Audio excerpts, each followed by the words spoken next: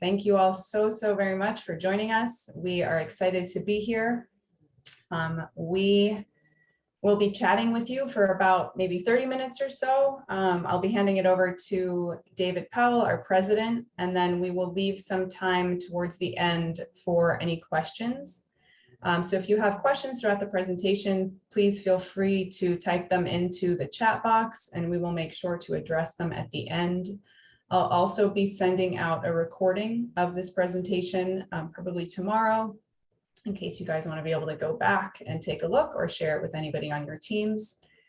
So with that, David, I will hand it over to you. Thanks so much, Nadine. So it's great to have everybody this morning. And this has become a super hot topic lately. If you click on any of your news feeds or any of those things that you see scrolling across, when you're surfing the web, this topic of like burnout and people feeling kind of, overworked and having lots of opportunities and a new kind of job market is a hot topic. And that's what we're going to explore today. So I think that, if we flash this back to, the before times is what Nadine and I jokingly call it, which is before coronavirus, this is what you typically saw. It was like everyone was in the conference room, they were having meetings in person, grabbing lunch together. A lot of people did the whole like conference room shuffle where there would have been like a line of people outside this room with their laptops waiting to take over this room because this meeting, was running late. And I think that people, really enjoyed that, is that you felt like part of the team, the shared experience, that all build the relational bonds that made things, fun and engaging, in the workplace. I think what you began to see too is like, companies had like edgy offices. They were cool. You see here, they got the chess set, you had the offices with ping pong tables and video games, and they had LaCroix in the fridge, which I'm not a huge LaCroix fan, but LaCroix in the fridge, they were sitting shoulder to shoulder. There was a buzz, hype kind of feel, inside the offices. Companies had moved away from this kind of private office model to more the shared open concept. The reasons they were doing that were to increase collaboration, increase employee engagement, and let's be real, is to save a little money. It's a little cheaper to have open concept offices than for everyone to have dedicated office space. But the before times also came with like the soul crushing commute, right? You spend a lot of money just to get to work every day and a lot of time.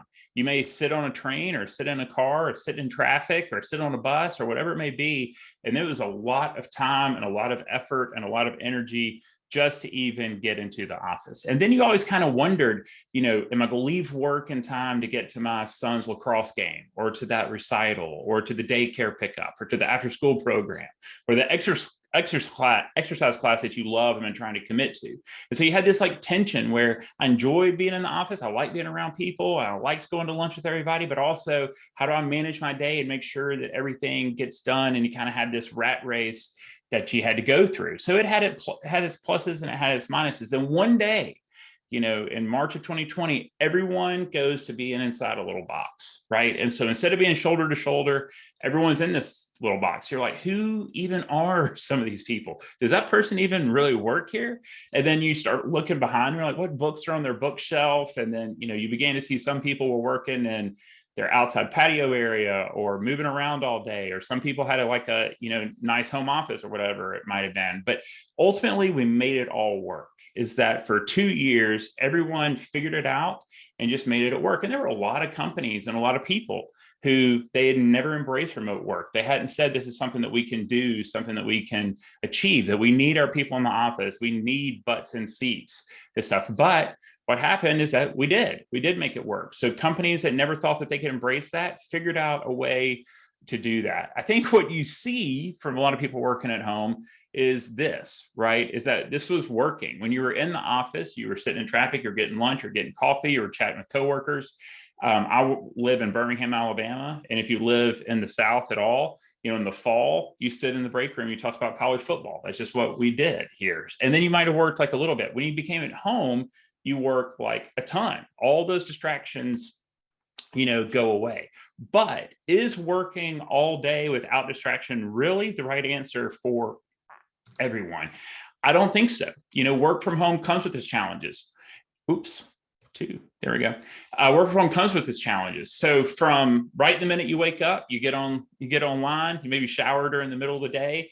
You work right up until dinner time, and then maybe after, the kids go to bed or whatever, you get the laptop out and do a little bit more, work. And so when you were in the office, Steve in accounting, who used to always want to talk about his son's travel baseball team, you reach the point to maybe you kind of wonder, how is Steve's son's travel baseball team doing, right? You miss some of that inner office camaraderie, you miss that connective tissue that you built, and you begin to work arguably too much. So burnout is real. Working all the time, you can't seem to escape it. There's this expectation of always being available. That's one of the things that I liked about the before times, is I traveled a good bit.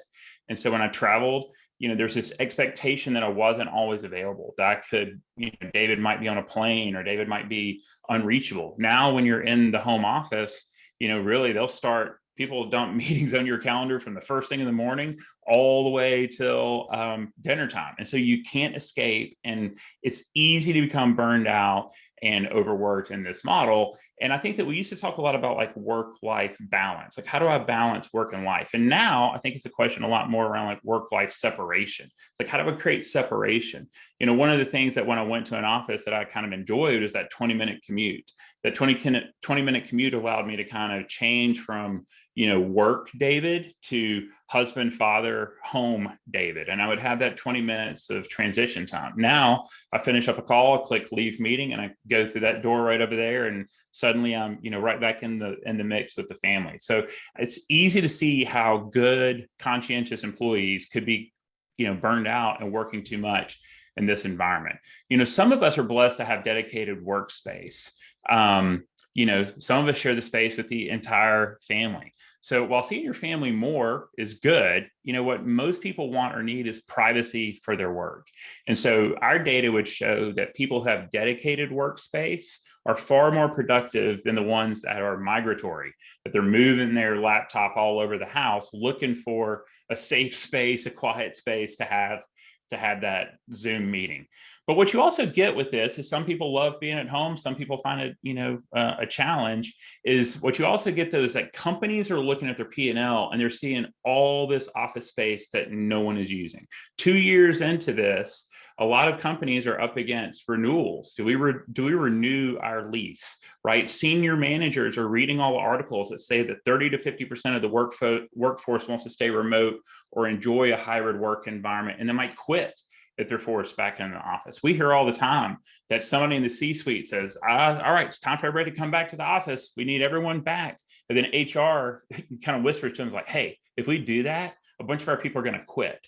How do we manage that? So it's really hard to think about, how do we manage people? How do we build culture? And how much office space do we actually need? We know there's value in remote work, but we also know there's value of people being in the office. So it's this tension that has to be managed at the C-suite. So the question is like, how do you figure this out? Who has these answers? Who can I call for advice? That's one of the frustrations that we hear regularly, is that every other business-related issue, there's somebody that's done it before, somebody you could call. So if you had, a problem with sexual harassment in the workplace or addiction in the workplace, you could call someone else and be like, hey, how did y'all handle this? Now, there is nobody to call and say, how did you return to work in a technology-enabled era after a global pandemic? No one's done this before. So there is no playbook. There's no recipe to follow. Everyone's trying to figure it out on their own. And that can be a frustrating thing. So what do we think? How do we think about that? First is that you need a plan, right? Hope is not a plan. No one had a plan for coronavirus, but we made it work. Now you need a plan for the future. The job market is very different now, right? So you need data to know where to focus your efforts. Data that can help you identify early employees that are at risk of working too much. Data that shows which employees are disengaged. So identifying, keeping, and supporting your top people is more important than ever. And I think that you see this play out in article after article and article about the Great Resignation, where now the job market is, if I wanted to live in Charlotte because that's where banking was, now I can work in a bank maybe anywhere. So, or if I needed to live in a certain city because that's where publishing was headquartered, now can I live anywhere? So it is a real thing, and we need a plan to address it. So Nadine, this is when we're going to do a quick poll question around this topic. All right, so let's see. I am going to launch this. Okay, So attendees, you should all see a poll, I hope, about burnout in the workplace. Yeah, I'm seeing folks participating. Okay, awesome. So we'll give this a few more seconds to run. David, this is when we need to figure out how to add music. Yes, Yeah, we need like the presentation. Jeopardy, the do little song Yes. in the background there. Has everybody had a chance to vote, you think, Nadine? We are 65% of the way through. So I think a couple Okay. more folks here.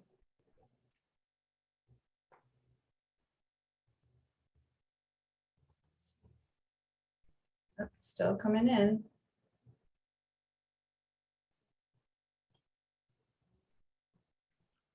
Still going. That's fine. But I think that what we hear, particularly on this topic around burnout, is your good employees, your best employees, they tend to take on more and more work. So if Nadine gives somebody a project, they'll take it. And if I give them a project, they'll take it.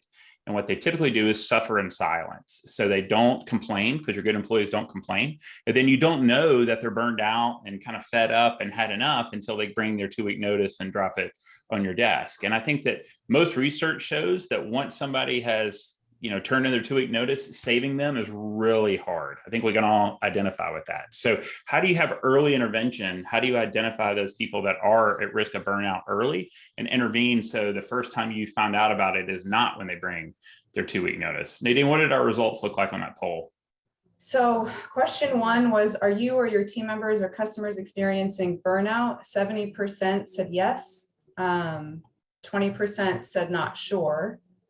Second question, is burnout a concern for your organization or customers? 90% said yes. Yeah, I just think that's real. And I mean, from my own personal experience is, working remote, that perception of always being available kind of has that just constant weight.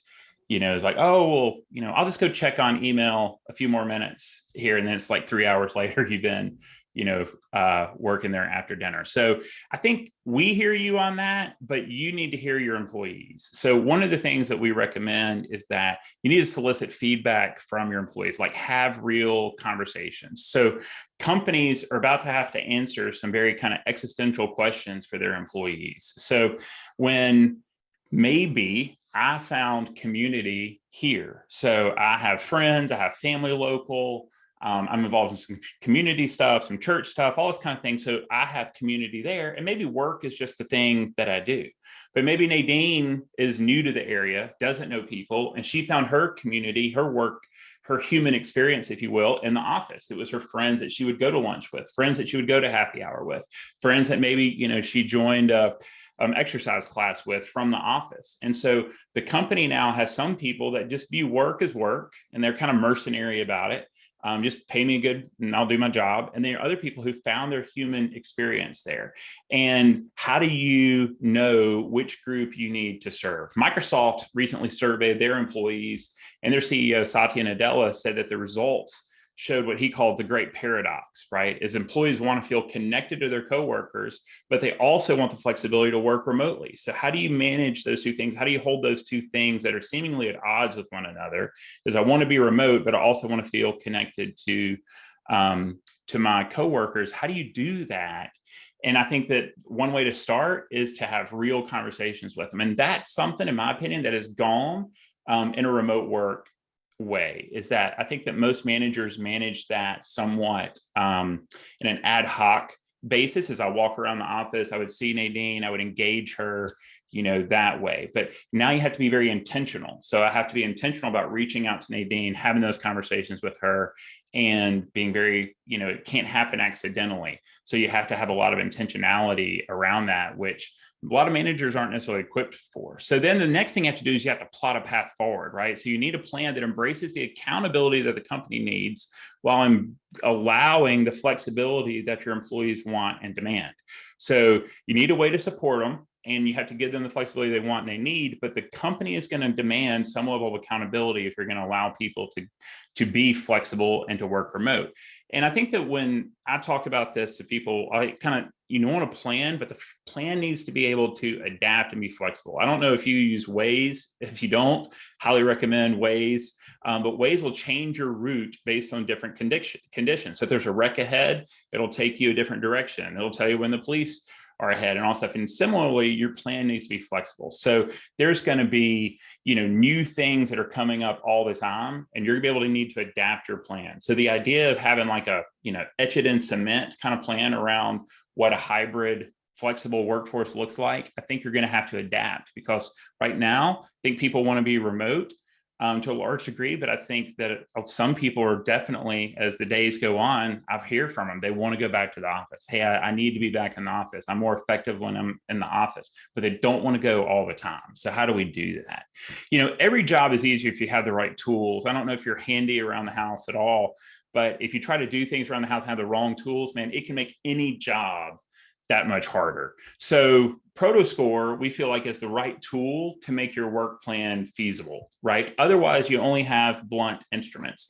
What's an example of that is that, if I walked in the office and saw that, Nadine was there at 7 a.m. and left at 6, I may be like, oh, good job, Nadine. But if I saw that Mike got there at 9 and left at 4, I'd be like, Mike's kind of slacking.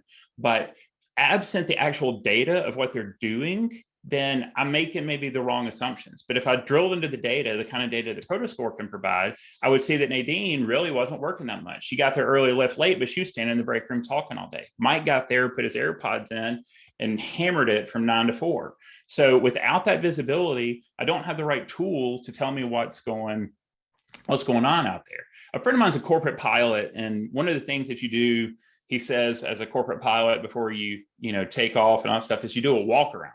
You kind of just walk around the plane and you're looking for leaks. You're looking for puddles of hydraulic fluid. You're looking for the brakes not to be right, or, for the tires to be punctured and stuff. And I think that a lot of companies kind of manage that way. The old management by walking around.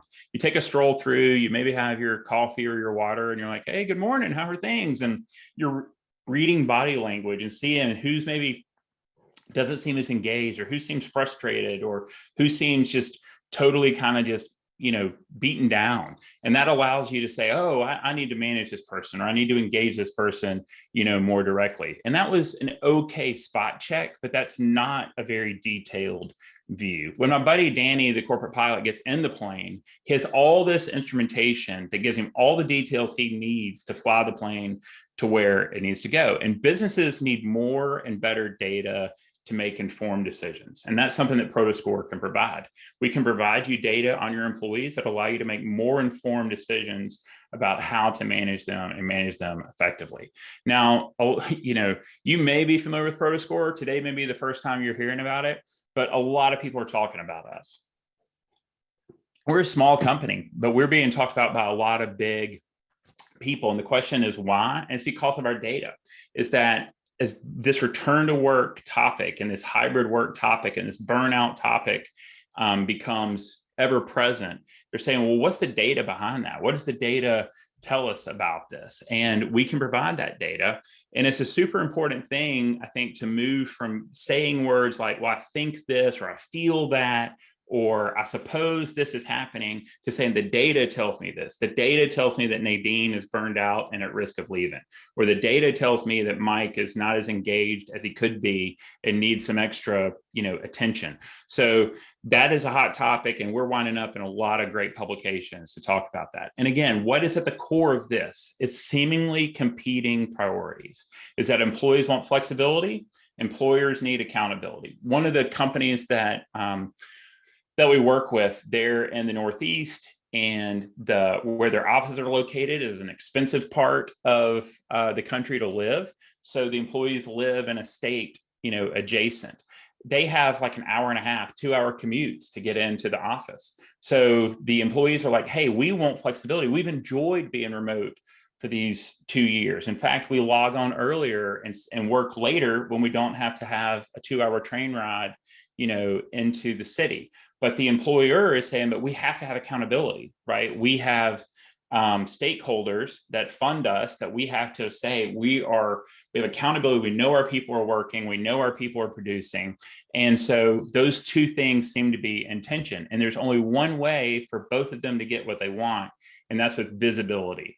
I have a 23-year-old son and a 19-year-old daughter, and we use a tool called Life 360. You're probably familiar with this app if you have children that can drive.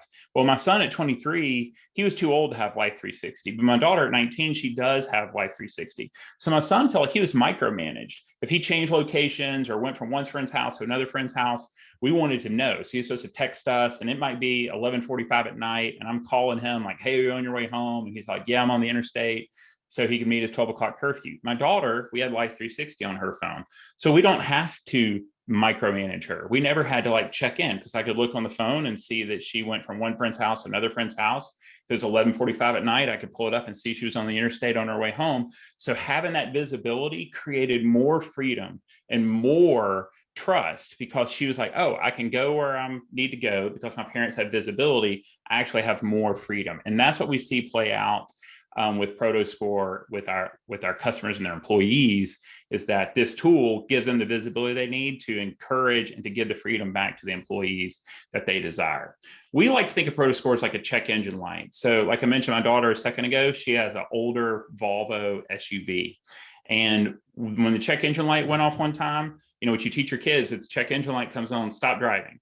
Right? Take it to the shop. So her check engine light came in one time. We took it to the shop. It was only like $75. This little thing had worked loose, and they zip tied it back down, and it was perfect. Well, then recently her check engine light came on, and it was the water pump, and it was $1,400 to fix, right? But the check engine light means you need to pay attention to it and investigate it.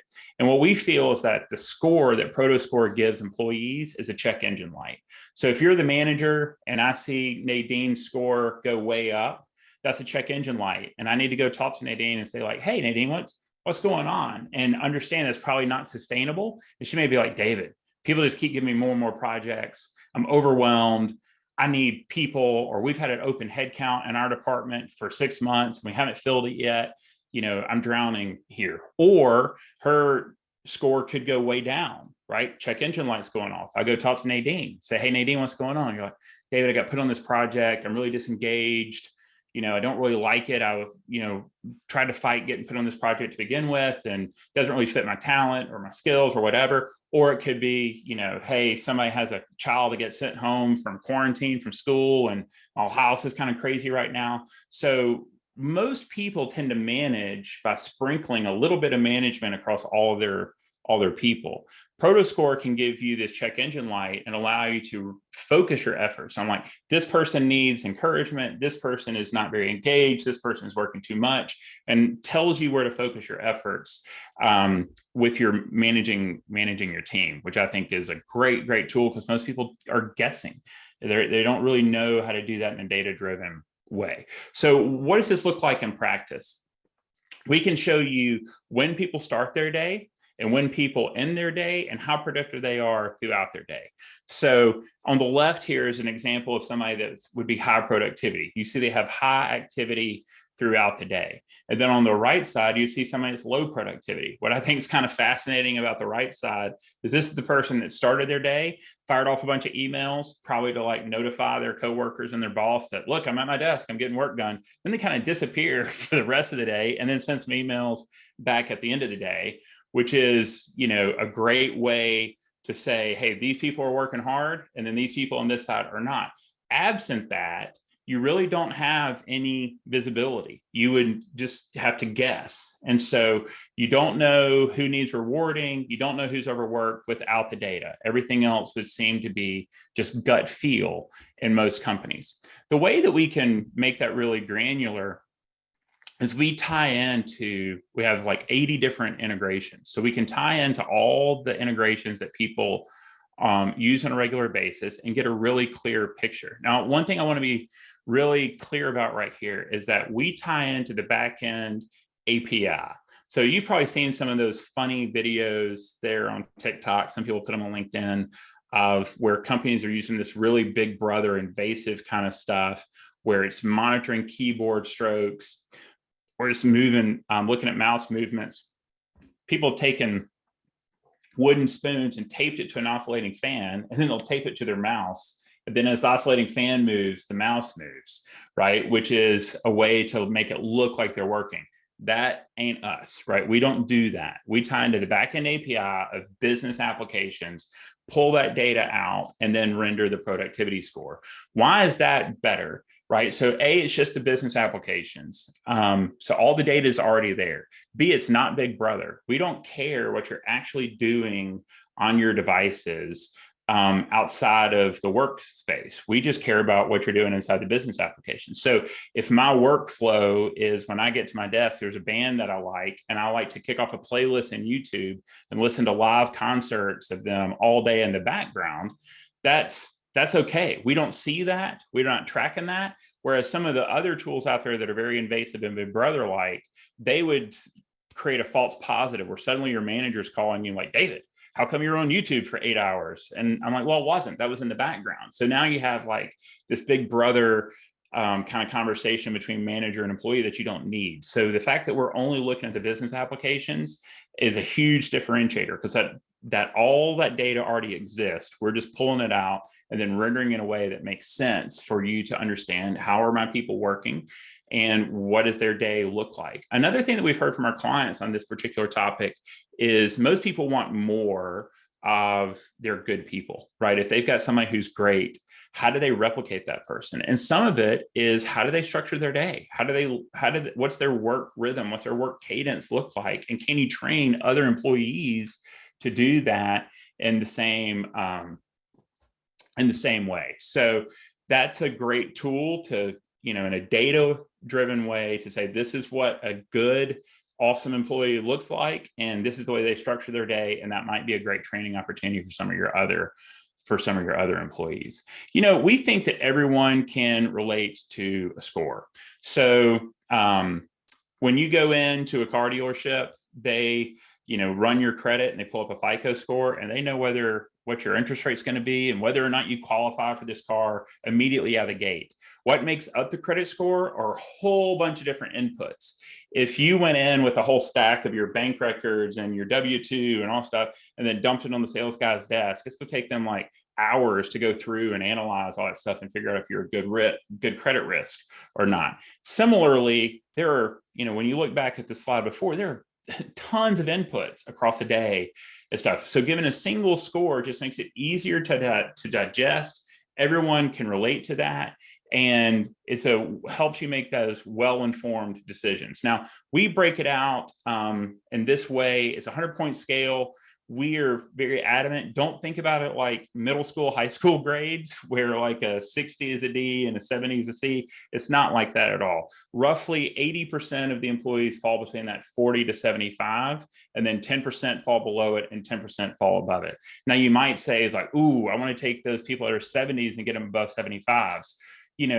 They're high performers that way, but that's also right now, in our opinion, those are your burnout risk people, right? Is that they may be diligent, they may be the high performers, but is that really sustainable? So I think what we're seeing now more, and what our data seems to indicate, is you want people more in that 40 to 75 range, with maybe periods that they go above 75. But if somebody's above 75 the whole time, that's really going to be more of a burnout risk than something to be celebrated. And then the people that are below 40, these are people that aren't doing a great job anyway. They're probably not contributing a whole lot, and you just need to know who they are. One of our clients, he told me, he goes, David, look, I think in our heart of hearts, we all know there's certain employees that aren't getting it done and probably need to go. We just don't necessarily sometimes know who they are. From a data-driven standpoint. So I have a gut feel, but you can't really act on gut feel. They want some data. And so if they have some data that confirms that we thought that this person wasn't really working that hard, and now here's the data to show that they weren't, now we can take action on them, coach them up or coach them out. So we feel that the score gives a great job to show you who's burning out, who needs coaching, and then even the people that are burning out, they may need some coaching around bringing them back to a more sustainable level of performance. Nadine, is this when we want to do our next poll? Yes, I will pull it up. And David, one of the questions, we've gotten a few questions, but one of the questions that came in that maybe you can start to touch on as I launch this, let me do that, is what are the signs that someone's experiencing burnout? So I thought maybe you can share a little bit as we kick off this second poll here. Yeah. So first, real quick, is your organization experiencing the Great Resignation? And do you have insight into which team members may be on their way out? So the ones that are experiencing burnout, it really is, it doesn't seem like it's really about, do they take breaks? Do they enjoy their flexibility? Or is it really just constant work? If it's just constant work, then that's usually non-sustainable. What we see is that, what recently, there was an article in Bloomberg last week, they called it the triple peak day. And that you see people have like a peak in their productivity mid-morning, a peak in their productivity mid-afternoon. And then what you see is a lot of people get back online, in that 9 p.m. to 11 p.m. timeframe to kind of get a head start on the next day. But if you don't see those peaks and you kind of see it as like a constant across the whole day, that usually is a pretty strong burnout indicator. The other thing that our data shows is that UCAS use, so Teams and Slack and any of those things where you're engaging, shows is the most correlated to employee engagement. So where if they are active in Slack, if they're active in Teams, if they're active in your UCAS platforms, talking to their coworkers, then they seem to be more engaged employees. If all you see them really doing is attending mandatory meetings, returning the emails that they're supposed to return, then you can assume that they're either not motivated, not engaged, or have just kind of burned out and now they're just doing the minimum to go forward. We have a data science, behavioral science group that works with us from Claremont University on the outside. And one of the things that they noticed looking at our data is about 12 weeks before a person turns in their notice, you begin to see their social network shrink. So it begins to be like, okay, and if you kind of think about how you go find another job, about 12 weeks before is maybe you've put your resume out, you've done some interviews, you've talked to people, you're getting down to the second interview, maybe there's a third interview, maybe there's a final offer, maybe there's like a review period on that. If you kind of think that's about a 12-week process. So when people kind of mentally check out and go find something else, you can see their score and their activity begin to wane leading up to that time that they bring in a 2-week notice. So that would be the time to try to intervene, not the day they come in with a 2-week notice and they're going to step outside. So Nadine, what are we seeing here on our poll results? Yeah, I'm going to close this out. This is interesting. So for the first question, is your organization experiencing the Great Resignation? It's pretty even, almost 50-50. The no is slightly more than the yes, but pretty even. And then same exact thing for question number 2. Do you have insight into which team members may be on their way out? It's 50-50. Yeah, and I think what we hear from our clients sometimes is that is a little bit of a blind spot, right? Is that they have a blind spot around what our people are actually doing, what that productivity looks like. And then they also have a blind spot around who do we need to go intervene on, either positively or negatively. Who do we need to go intervene on that they're not getting it done, or who do we need to go intervene on that is working, too much and at risk of burnout. I think one interesting thing here, point out real quick, is that one of our clients is a very sales heavy organization. And their comment was like, hey, when we bought Prodoscore, we weren't sure the kind of value it would offer because we have a lot of people that are tied to revenue. So they already have measurements where we can say, hey, this guy's doing a good job and this guy's not doing a good job because of they're at some percent of quota. Well, the VP of sales was telling me that they began to look at it and they had 2 sales guys as an example. One was at 208% of quota. One was in like 78% of quota. The 208% of quota guy actually had a very low productivity score. And the 78% of quota had a very high productivity score. He's like, well, that's weird. So they began to drill into it. And what they found is that the 208% of quota guy was just squatting on a great territory. So he had a great territory, but wasn't working hard. He was just sitting there catching orders. Where the other guy at 78% of quota was working diligently and hard and not getting many results because he had a bad territory. So what they did is they swapped them. So they just switched them, and suddenly the high activity, high work guy was getting like 400% of quota out of that really good territory. And the other guy suddenly was having to do some work to maintain that 70 to 80% quota attainment. So, a lot of companies feel like they have valid measurements based on some kind of output.